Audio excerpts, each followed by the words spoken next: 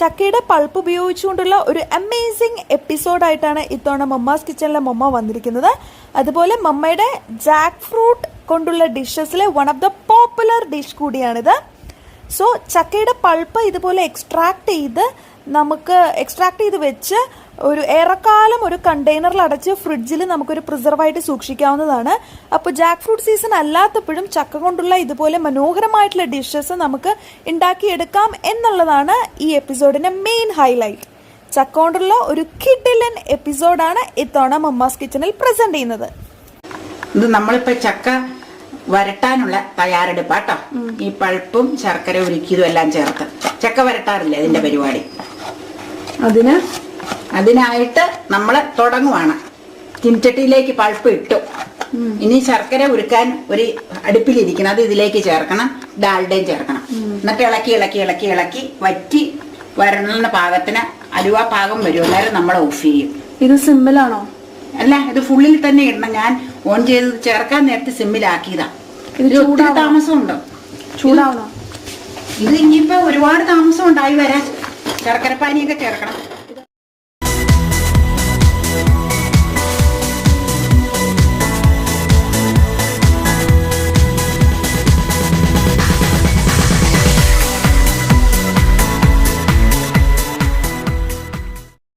ഇത് വറ്റിച്ചോണ്ടിരിക്കുക. ഈ സിറപ്പ് വറ്റിക്കണം എന്നല്ല ഇതിന് പറയണ, ഇതിന് വാക്ക് ശരിക്കും അമ്മയ്ക്ക് അറിയില്ല. എന്നാലും ഇത് വറ്റി ഇങ്ങനെ വന്ന നമ്മൾ ജാമിന്റെ പരുവത്തിലും കുറച്ചുകൂടെ കുറുകണം. ഇത് ഇപ്പൊ ഒരു ബ്രൗൺ നിറാവുക. അന്നേരം നമ്മൾ ഓഫ് ചെയ്യും. അല്ല, പാനി ഇപ്പൊ ഒഴിക്കുവായി. പാനി ആവാതിരുന്നോണ്ട് ഒഴിക്കായിരുന്നു. ഇതിപ്പോ നമ്മള് സ്വല്പം ഒരു പാനി ഒരു അരയുണ്ട കേട്ടോ ചേർത്തേക്കണേ. ഇത് എപ്പോഴാ പാനി ഒഴിക്കണ്ടേ? പാനി ഒഴിക്കാൻ പ്രത്യേക സമയമില്ല. ഇതൊന്ന് ചൂടായി വരുമ്പോ ഒഴിക്കാം. ഇന്ന സമയമൊന്നും ഇല്ല അതിന്. അങ്ങനെ പൾപ്പ് കുറവായതുകൊണ്ടാണ് ഞാൻ കുറച്ച് ശർക്കര ചേർത്തേക്കണം കേട്ടോ. ഇതിപ്പോ ഒരു ചെറിയ ചക്കയുടെ പൾപ്പേ ഉള്ളൂ. ഇത് ശർക്കര എന്തോരം ഉണ്ട്? ശർക്കര ഒരു കഷ്ടി അരവുണ്ട. അത് മധുരം പോരായി ഉണ്ടെങ്കിൽ വീണ്ടും പാനി ചേർക്കാം ഇടവിട്ട്. പാനിയാക്കിയ ശർക്കരയാണോ?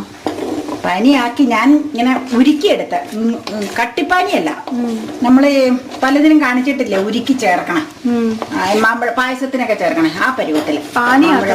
പാനിയാക്കണ്ട, കട്ടയാക്കണ്ടെന്ന് മാത്രം. ഈ ശർക്കര ഉരുക്കിയെടുക്കണം. എന്നിട്ട് ഇനിയിപ്പോ ഇതെന്നാന്ന് വെച്ച് കഴിഞ്ഞാൽ ഒരുപാട് താമസമുണ്ട് ആയി വരാൻ. ഇതിങ്ങനെ ഇളക്കി നമ്മൾ ഈ വറ്റി വരുമ്പോ ഇടയ്ക്കിടയ്ക്ക് നെയ്യോ ഡാൽഡോ ഏതെങ്കിലും ചേർത്ത് കൊടുക്കണം, അടി പിടിക്കാതെ.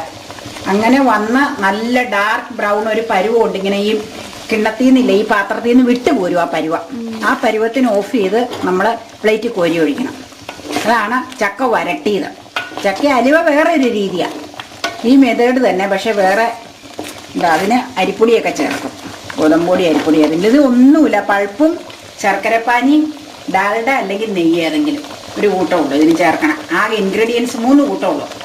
പക്ഷെ ക്യാമറയിലേക്ക് പൊട്ടിത്തെറിക്കാതെ നോക്കിക്കൊള്ളണം. ഇനി എപ്പോഴാ ഇതിനകത്ത് ഡാൽഡ ചേർക്കണേ? ഡാൽഡ ചേർക്കണം. ഇത് ഇച്ചിരി കുറിവ് വരുമ്പോൾ ചേർക്കാം. അടി പിടിക്കാതിരിക്കാനാണ് പ്രധാനമായിട്ട് ഡാൽഡ ചേർത്തോണ്ടിരിക്കുന്നത്. പിന്നെ ഒരു ടേസ്റ്റ്. അത് കഴിയുമ്പോൾ ബ്ലാക്ക് കളർ ആകുമ്പോഴേക്കും ഇത് ഓഫ് ചെയ്യണം അല്ലേ? നന്നായിട്ട് ബ്ലാക്ക് ആവും. അത് ബ്ലാക്ക് കളർ തന്നെയല്ല, ഈ ഇതിൽ നിന്ന് ഇങ്ങനെ വിട്ടുപോരി അരികത്തെന്നൊക്കെ കട്ടയായിട്ട് വിട്ടുപോകാൻ പരുവത്തിന് ഓഫ് ചെയ്ത് നമ്മൾ പ്ലേറ്റിൽ കോരി നിരത്തണം. അതുവരെ ഇങ്ങനെ ഇളക്കണം. ഇളക്കിയില്ലെങ്കിൽ അടി പിടിക്കും. അതാ കുഴപ്പം. ഇത് പായസം പോലെയല്ല, ഇത് കൂടുതൽ ഇളക്കണം. അതുകൊണ്ട് ഒരുമാതിരിക്കാർക്ക് ഇത് ഭയങ്കര പാടാ ഇളക്കല്. പക്ഷെ നല്ല ടേസ്റ്റി അല്ലേ ചക്ക വരട്ടിയത്. നമ്മൾ ഇത് പാത്രത്തിലേക്ക് ചക്കയുടെ പൾപ്പ് ഇട്ട് കഴിഞ്ഞ് ഒരു സ്വല്പം ഒരു 1-2 മിനിറ്റ് കഴിയുമ്പോഴത്തേക്കും ശർക്കര ഉരുക്കിയ ആ സിറപ്പ് ഇതിലേക്ക് ചേർക്കണം. അത് മധുരം എന്തോരാ വേണ്ടതെന്ന് വെച്ചാൽ അതിനനുസരിച്ച് സിറപ്പ് ഉണ്ടാക്കി ഇടവിട്ട് വേണമെങ്കിൽ ഇതിലേക്ക് ഒഴിച്ച് ചേർക്കുകയും ചെയ്യാം. ഇതിപ്പോ ഞാനൊരു അരയുണ്ടേ ശർക്കര എടുത്തോളൂ, കാരണം പൾപ്പ് കുറവല്ലേ ഉള്ളൂ. അപ്പൊ പോരായി ഉണ്ടെന്ന് നമുക്ക് മധുരം പോരായി ഉണ്ടെന്ന് തോന്നിയാൽ വീണ്ടും ഈ സിറപ്പ് ചേർക്കാം അതിലേക്ക്. അങ്ങനെ ഇത് ഇങ്ങനെ ഇടയ്ക്ക് വറ്റി കുറച്ച് വരുമ്പോൾ ഇച്ചിരിച്ച് ഡാൽഡ അല്ലെങ്കിൽ നെയ്യ് ഏതെങ്കിലും ചേർത്ത് കൊടുക്കണം. അത് കഴിഞ്ഞിട്ട് പിന്നെ നന്നായിട്ട് വറ്റി കുറുകി വരുമ്പോൾ കുറച്ചേ ഇതുണ്ടാവുള്ളൂ. ഈ സാധനം കുറച്ചല്ലേ ചേർത്തിട്ടുള്ളൂ. അത് വരുമ്പോഴാണ് നമ്മൾ പ്ലേറ്റിലേക്ക് കോരി ഒഴിക്കണം. ഇത് പൊട്ടിത്തെറിക്കും ഭയങ്കരമായിട്ട്. ചക്കയുടെ പൾപ്പെടുത്ത് ഈ പാത്രത്തിലേക്ക് ഒഴിച്ചു കഴിഞ്ഞ് ഒന്ന് ചൂടായി കഴിഞ്ഞപ്പോൾ ശർക്കര ഉരുക്കി വെച്ചിരിക്കുന്ന പാനി ഇതിലേക്ക് ചേർത്ത് ഇളക്കണമെന്നാണ് ഇപ്പം കാണുന്നത്.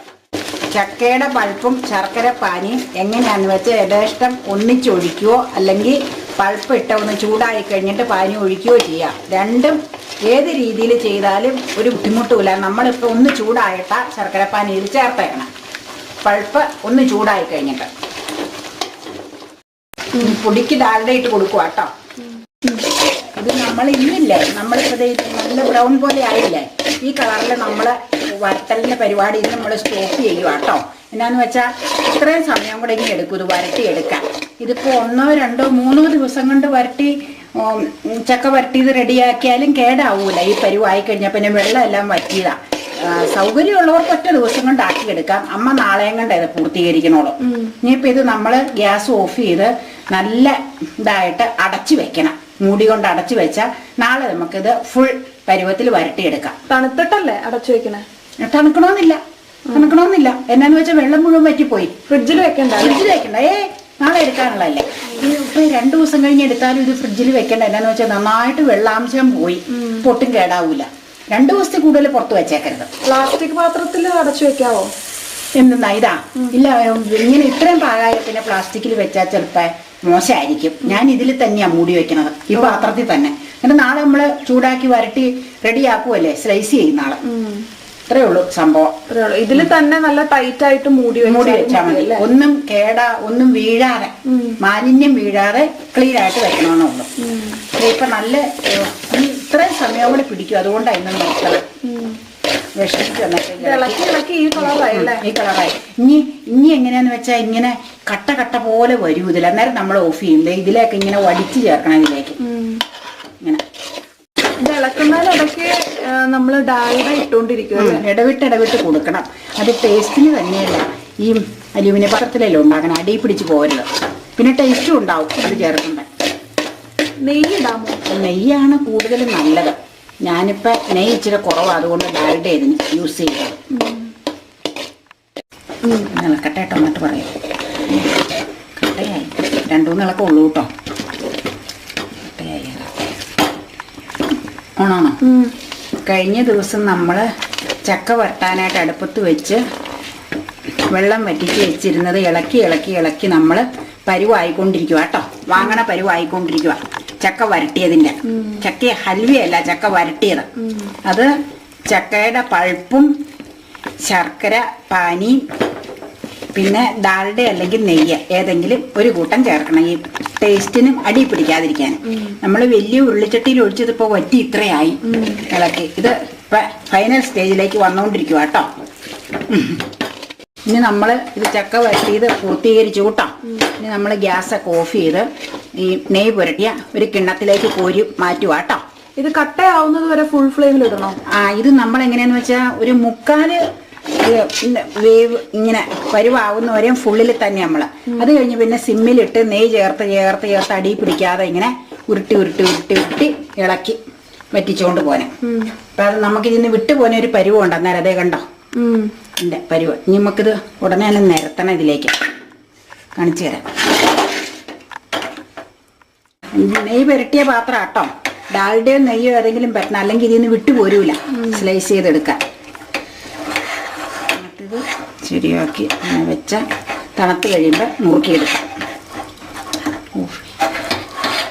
നമ്മൾ ചക്കയുടെ പൾപ്പെടുത്ത് ചീനിച്ചട്ടിയിലിട്ട് തിളപ്പിച്ച് ശർക്കരപ്പാൻ ചേർത്ത് നെയ്യോ അല്ലെങ്കിൽ ഡാൽഡയോ ഏതെങ്കിലും ചേർത്ത് ഇളക്കി വറ്റിച്ച് ചക്ക വരട്ടി പരുവാക്കിയതാട്ടോ. നമ്മൾ ചക്കയുടെ പൾപ്പെടുത്ത് പാത്രത്തിലിട്ട് ചൂടാക്കി ശർക്കര ഉരുക്കി അതിൽ ചേർത്ത് അതിനിടവിട്ട് ഇളക്കിക്കൊണ്ടിരിക്കുമ്പോൾ ഡാൽഡ അല്ലെങ്കിൽ നെയ്യ് ഏതെങ്കിലും ഒരു സംഗതി ഇതിൽ ചേർത്ത് കൊടുക്കണം. അങ്ങനെ ചേർത്ത് നമ്മൾ ഈ പാത്രത്തിൽ നിന്ന് വിട്ടുപോകുന്ന ഒരു പരുവുണ്ട്, എടുത്തത് കാണിച്ചില്ല. ആ പരുവത്തിൽ നമ്മൾ അതിൽ നിന്ന് കോരി നെയ്യ് പുരട്ടി കിണ്ണത്തിലേക്ക് എടുത്ത് ഇങ്ങനെ ചട്ടുകോ അല്ലെങ്കിൽ കയ്യിലോ ഏതും കൊണ്ടെങ്കിലും വെച്ച് നൈസായിട്ട് ഇങ്ങനെ തിരുമ്മി ചക്ക വരട്ടിയ പരുവത്തിലേക്ക് മാറ്റിയതാണിത്. ഇനി ഇത് തണുത്ത് കഴിയുമ്പോൾ അലുവ കഷണമായിട്ട് കട്ട് ചെയ്തെടുക്കാം. ഇതിപ്പോ ചക്ക വരട്ടിയതെന്നാ ഇതിന് പറയണം. പിന്നെ ചക്ക ഹൽവയുണ്ട്. അതെങ്ങനെയാന്ന് വെച്ചാൽ അതിന് ചക്കയുടെ പൾപ്പിന്റെ കൂടെ നമ്മൾ കോൺഫ്ലോറോ അല്ലെങ്കിൽ മൈദയോ അല്ലെങ്കിൽ ഗോതമ്പ് പൊടിയോ ഏതെങ്കിലും കൂടെ ആഡ് ചെയ്യും ഹൽവയ്ക്ക്. ഇതിപ്പോ ചക്ക വരട്ടിയതിന് ഇതിന്റെ പൾപ്പ് മാത്രമേ ഉള്ളൂ. പിന്നെ ശർക്കരയും ഡാൽഡ അല്ലെങ്കിൽ നെയ്യ് ഏതെങ്കിലും ഒരു കൂട്ടം. എന്നിട്ട് ഇത് ഇളക്കണ ഒരു ഇത് മാത്രമേ ഉള്ളൂ. നല്ല ടേസ്റ്റി അല്ലേ, സ്മെല്ല് വന്നില്ലേ? ഇതൊരു ചക്കയുടെ പൾപ്പ് ഫുൾ എടുക്കുക. ഇത്രേ ഉള്ളൂ. ഇത് ചൂടൊക്കെ ആറി കഴിഞ്ഞപ്പോൾ നമ്മൾ നേരത്തെ പ്ലേറ്റിൽ നിരത്തി വെച്ചത് കണ്ടായിരുന്നല്ലോ, അതിന്റെ ചൂടൊക്കെ ആറി നല്ലോണം തണുത്ത് കഴിഞ്ഞപ്പോൾ നമ്മൾ ഇതുപോലെ ചെറിയ ചെറിയ സ്ലൈസുകളായിട്ട് മുറിച്ചിട്ടുണ്ട്. ചെറിയ ചെറിയ സ്ലൈസുകൾ ആക്കിയത് എന്താണെന്ന് വെച്ച് കഴിഞ്ഞാൽ നമുക്ക് കഴിക്കാൻ കുറച്ചുകൂടി എളുപ്പം ആണല്ലോ എന്ന് വെച്ചിട്ടാണ് നമ്മൾ ചെറിയ ചെറിയ സ്ലൈസുകളായിട്ട് മുറിച്ചത്. നന്നായിട്ട് തണുത്തതിന് ശേഷം മാത്രമേ ഇതുപോലെ മുറിക്കാവുള്ളൂ, അല്ലെങ്കിൽ നമുക്കത് പെട്ടെന്ന് വിട്ടുപോരില്ല. കണ്ടോ,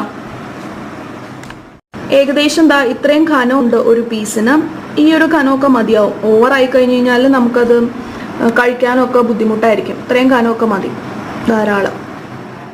അങ്ങനെ നമ്മുടെ ജാക്ക് ഫ്രൂട്ട് സ്പെഷ്യൽ എപ്പിസോഡിലെ അടുത്ത ഡിഷായ നമ്മുടെ പരമ്പരാഗതമായ ചക്ക വരട്ടിയത് ഇവിടെ റെഡിയായി കഴിഞ്ഞു.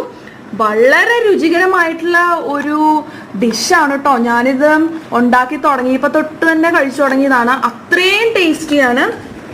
വളരെ സിമ്പിളുമാണ് ഉണ്ടാക്കാനായിട്ട്. അധികം ഇൻഗ്രീഡിയൻസ് ഒന്നും ഇല്ലാതെ തന്നെ നമുക്ക് എളുപ്പം ഉണ്ടാക്കി എടുക്കാവുന്നതാണ്. അത്രയും രുചികരമാണ് കേട്ടോ. ഞാനത് ഉണ്ടാക്കിയപ്പോൾ തൊട്ട് തന്നെ കഴിച്ചു തുടങ്ങിയിട്ട് ഇതുവരെ ഞാൻ നിർത്തിയിട്ടില്ല. അത്രയും രുചികരമായിട്ടുള്ള ഒരു ഡിഷാണ്. എല്ലാവരും ഒന്ന് ട്രൈ ചെയ്ത് നോക്കുക. നമ്മുടെ ജാക്ക് ഫ്രൂട്ട് സ്പെഷ്യൽ എപ്പിസോഡിലെ ഒരു variety and tasty traditional dish കൂടിയാണിത്. വീഡിയോ ഇഷ്ടമായെങ്കിൽ എല്ലാവരും ഇത് ലൈക്ക് ചെയ്യാൻ മറക്കരുത്. ഒപ്പം ഫാമിലിക്കും ഫ്രണ്ട്സിനും റിലേറ്റീവ്സിനും ഒക്കെ ഈ വീഡിയോ ഷെയർ ചെയ്ത് കൊടുക്കുക. അവരോട് സബ്സ്ക്രൈബ് ചെയ്യാൻ പറയുക.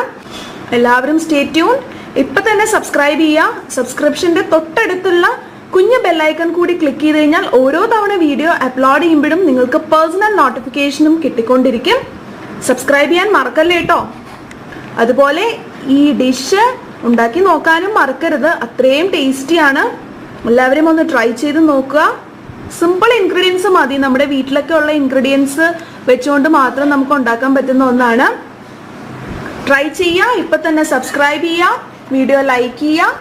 എല്ലാവർക്കും ഷെയർ ചെയ്ത് കൊടുക്കുക. അവരോട് സബ്സ്ക്രൈബ് ചെയ്യാൻ പറയുക. ഇനി അടുത്ത എപ്പിസോഡിൽ നമുക്ക് വീണ്ടും കാണാം. Bye bye. Take care. See you.